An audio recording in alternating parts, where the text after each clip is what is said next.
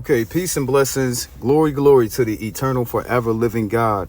I thank you, God, for the day that he has given me, but I bless his glory, for I know that he's a merciful God of peace, that is slow to wrath, that is slow to anger. So if my God is merciful, then I choose to be merciful on this day. If my God is a God of peace, I will be a man of peace. But I do understand that there's a time and place for anything relevant under that sun.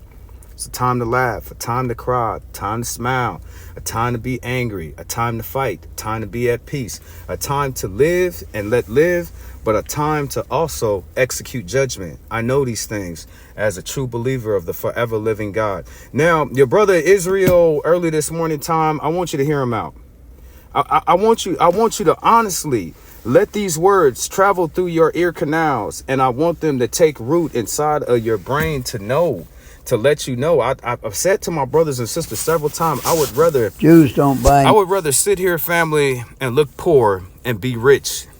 I would rather have money in my pocket than actually go out in the world and buy all these expensive things that are frugal. They're frivolous.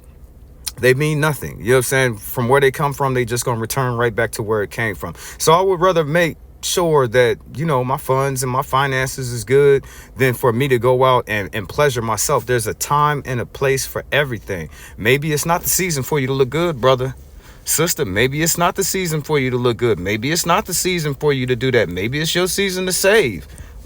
It's dependent on you. You know your environment. You know your situation. You know the elements of the creation of what's in your environment that's telling you something.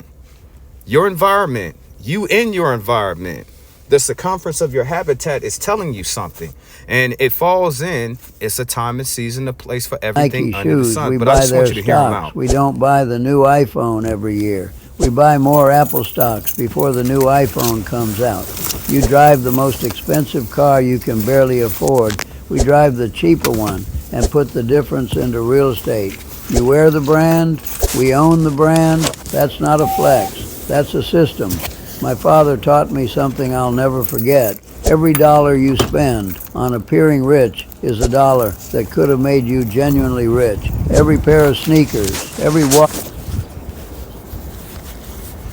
You see, this all them rich people be sitting up over there saving all their money, and they be sitting up over there being rich because they not scared to save.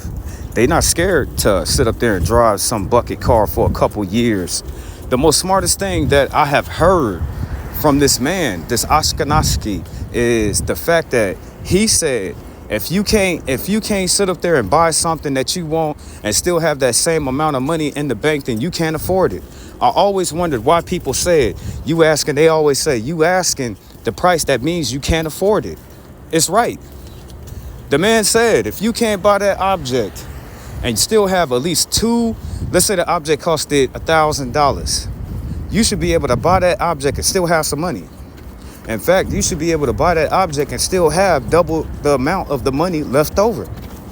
If you can't buy it and have the same amount in your bank account, Every upgrade then you should not buy it. didn't need. That's not spending, that's hemorrhaging. The secret to Jewish success was never intellect. It's recognizing the difference between an asset and a liability. You purchase things that drop in value the instant you swipe your card. We purchase things that generate money while we rest. You need everyone to notice your success. We construct ours so silently that by the time you realize it's generational. Comment money, and I'll send you the real estate secrets they keep from the Goyim. Jews don't buy Nike shoes. We buy their stocks. We don't buy. I listen to every single thing that he said, and as I look at our communities, how different would your finances would be if we just followed what he said. Investments, it's all about the future. How much would it be if you could save your money and just rush and give it back to the people?